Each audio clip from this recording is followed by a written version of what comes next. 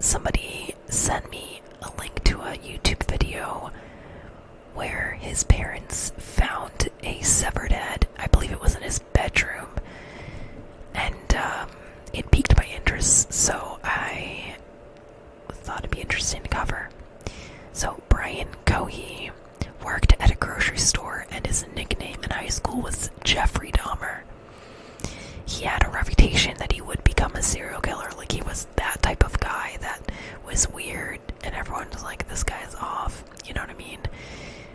He was obsessed with him to the point where he wanted to use him as this persona they would pick for a class activity, because he always wanted to be him. And his teacher was like, no, you're not going to be Jeffrey Dahmer for this exercise. They were like, no. So he was obsessed with Dylan Klebold, telling her mom to take his name to her prayer group. It's also said that if anyone is going to shoot up a monument, it's this kid. His high school friend Patrick had a Halloween party, and he wore his Jeffrey Dahmer costume, and another year he was Mike Myers. Brian, when talking to detectives, said he was willing to do anything for notoriety, positive or negative. He wanted fame, he wanted infamy. And according to his mom, he had been talking about going to the military in the fall. And when he gets out, he said to his mom, having your job. She'd bought him a crime scene investigation book. I think she thought they were bonding over this, but his real curiosity was more disturbing than that. His mom wanted him to channel that curiosity into something positive so that he could affect change in this world.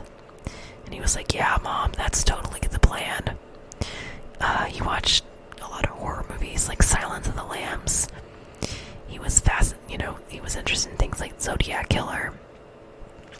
He loved their dogs, and he was affectionate with a lot of animals, except, much like Luca Magnotta, he killed cats.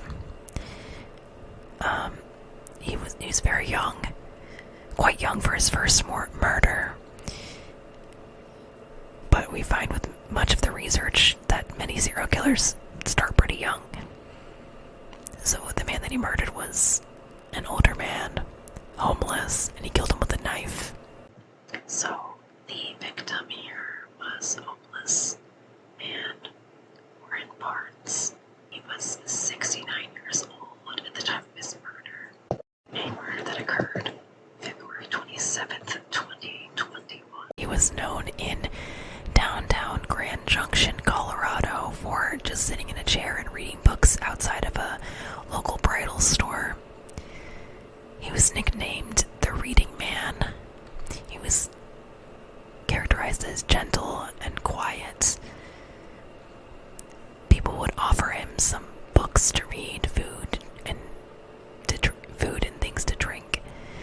When Brian murdered him, he was 69 years old. He was stabbed to death under a highway overpass in Grand Junction, Colorado, February 27th, 2021. When the homeless man was murdered, he was sleeping. And that just makes me so sick. I cannot imagine waking up to being stabbed to death. And to pick on somebody so vulnerable is deplorable. It's deplorable to kill anybody, but it really disgusts me when people murder those who really can't even defend themselves. It is said that Warren Barnes lost his life in the most violent of ways. His friends, family, and community suffer his loss. Brian Cohee,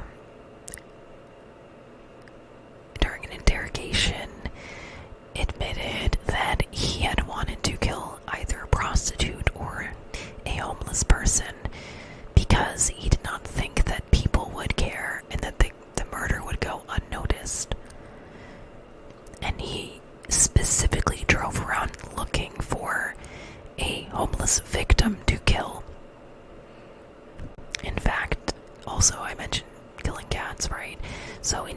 2018, he killed a cat and kept its head in his house for 3 days before discarding it.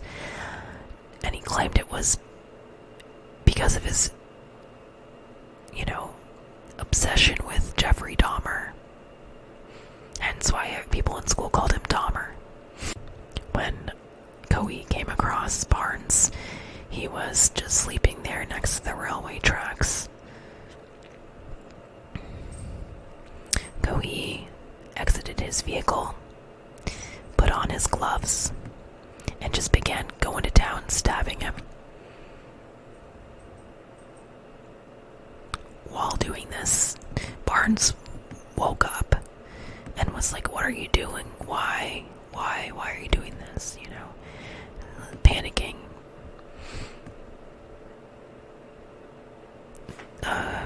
Cohee says he was growling and making animal noises when he was stabbing Barnes, that he cut off his hands and head and placed them into plastic bags that he put in his car. He drove them home and hid the bags. Then he cleaned the blood from his knife and car and went to sleep. He also compares himself here to Ed Kemper, which I can see why, but it's like the ego on this kid, you know what I mean? He goes on to return to the crime scene, making an attempt to get rid of Barnes' remains. That he put them in the trunk of his car and then dumped his car into the Colorado River, which, personal opinion, that's really stupid. And then he flooded his car. So, when police removed his car from the river, he was able to just leave the scene.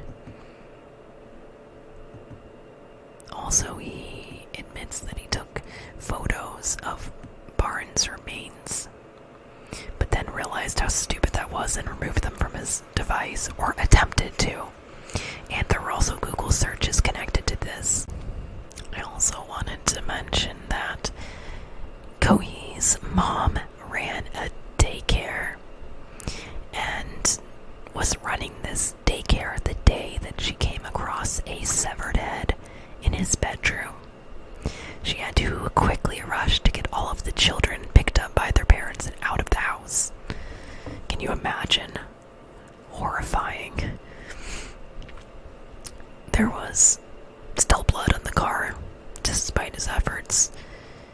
They developed a little ruse, saying that his brother needed the car, that he had to get home. That's what they said after they found the head. They didn't want to, they didn't want him to run or bolt. So, bloody gloves, bloody knife, blood on the door handles of the car. These are found, I believe, at like 3 a.m. His car, like I said, was pulled out of the river. This happened February 28th. So, some of the evidence was still there, fortunately. He was then interrogated, and he claimed that he didn't know where the blood came from initially. The parents tried to explain away some of his injuries in his elbow, which had developed into this scab. And then again, the blood on the handles. Brian messaged a group Discord, included someone, I guess a friend named Kylan, saying that he totaled his car and that it was in the river. And his friend messaged back like, "What? Are you okay?" So Brian was like a very big fan of driving around late at night. He just claimed that he almost died.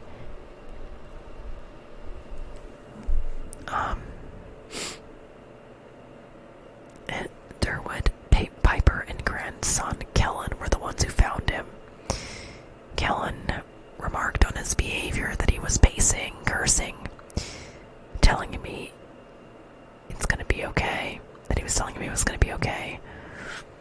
He said that his behavior was a little off-putting with his pacing and stuff. And he kept saying, I'm effed, I'm effed. They looked at his search history after all of this. And then he had searched things like how to wipe data from Android phone, river wash away evidence, how to dispose of organic refuse, searches for info on serial killers. This interest I mentioned earlier. Although many of us research cases and it doesn't make us serial killers. He liked to read books on forensics. He said, I am not a serial killer by any means. He said he's not sexually attracted to it. But the detectives kept asking about sex stuff. But honestly, that does not sound like it was his motive. Just because serial killers he's inspired by had sexual motives in their crimes doesn't mean he did. But he did love reliving the killing in remarkable detail. He laughed and made light as he described it.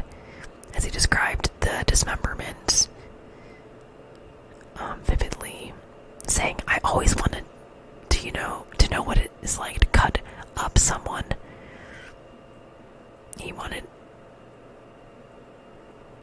He chose the man specifically thinking he would not be missed.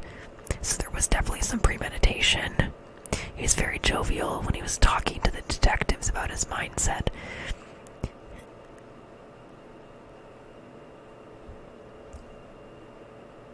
Pulled the sheets back, get on him, and stabbed him. That Barnes wakes up and he's like, what are you doing? What are you doing? He says he stabbed him 30 to 40 times the neck. He cut off his arms, cut off his head. Describes initially as it being generally an assault. He was mainly targeting his neck and any vulnerable areas. Stabbing his head, stabbing his chest once through the ribs. Stabbing his right ribs. Slicing open his stomach. Carving up his leg. Several slices taken out of his leg. Doing everything I thought of at the moment. Then he cut off his head. And mind you, he did this when he was alive. Up until his head was completely dislodged from his body, if I'm not mistaken. And then he says he gave him a Joker smile. It was a frenzied murder. Excited, gleeful, very disorganized killing. He rushed his victim. He just tells him that he told the victim he wanted to do this for a very long time. And he continued stabbing him in the neck after he died. And then he decapitated him for his peace of mind, but also for the hell of it. He does, during retellings, alter the order of events a few times, saying stab chest, stomach, legs in multiple places, decapitated, removed his hands. Then he took pictures of him, and in fact, investigators were able to extract these.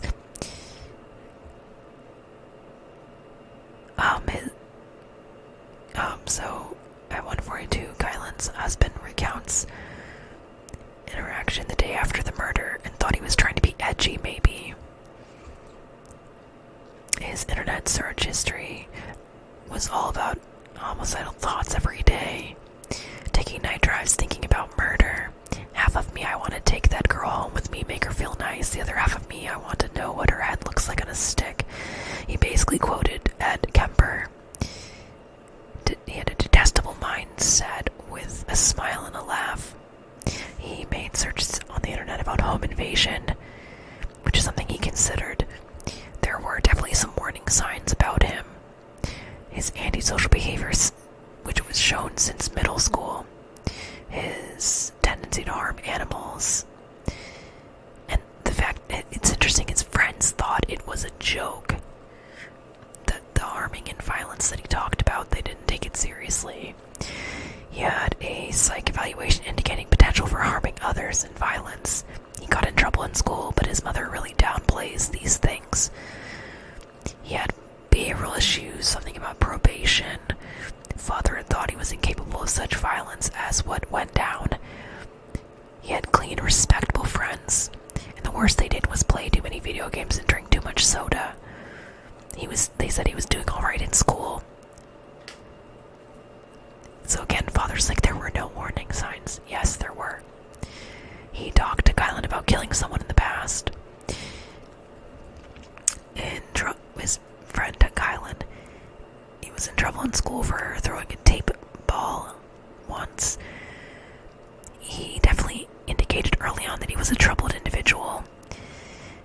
Once, the first week of school, meeting with all of his teachers, and his case manager expressed concerns, talking about his behavioral issues, and was instructed to keep a close eye on him, and safety concerns were raised. He was arrested in 2018 for assault charges when he hit another student with homemade mace. A day of a speech he had for class, he brought in an Indiana Jones whip that he made from masking tape, which I kind of already hinted at earlier. During this start of the speech, he was hitting the podium, getting people's attention. Later in the day, he whipped or beat some bystander, a developmentally disabled student on the bus, or at the bus stop. In early 2019, he was suspended for intentionally causing a student to have a panic attack. January 15th, 2019, the student had to go home for the remainder of the day. This student was sensitive to really loud noises, had PTSD, so he purposely provoked a panic attack, knowing his sensitivity. There was a meeting of forest staff and faculty about how he had a high potential for violence and a high risk for committing violence, and they were not sure what to do with him or where to go from there. In 2019, one of his teachers discovered a notebook with disturbing content. They met with an officer, Bomar, and administration, talking about serial killer statistics, kill counts. These troubling entries in his notebook, his own cryptic code or alphabet, profile of favorite killers, outlined plans for taking lives and holding strong opinions about his own purpose and actions, contained quotes on his own beliefs in neutral evil. A neutral evil villain does whatever she can to get away with.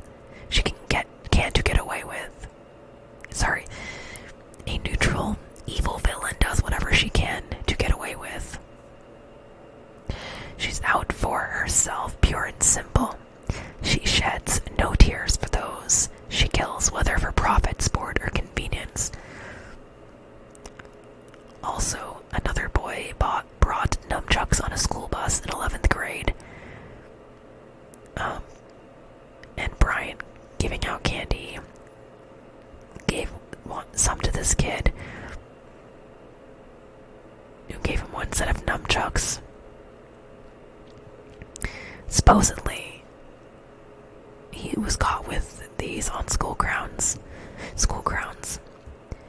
This kind of ties back into his behavioral issues. His mother, Terry Cohee, saw things very differently, that he made jokes that were not appropriate. Despite the fact that other kids did not feel safe around her son, that he had been suspended several times for unacceptable behavior. Father did not think he could or would be violent either. Again, no warning signs, they said. Never hit anybody, which was not actually true at all. Any of the weird things about Brian, they just chalked up to Brian being Brian, according to family and friends. So, he found social media to be a source for an outlet for his dark thoughts. He made comments on Reddit posts about mutilation and injuries. On Ask Me Anything on Reddit, he put, "I'm a 17-year-old nobody who was failing his classes." A post he later deleted. Someone posted asking about him.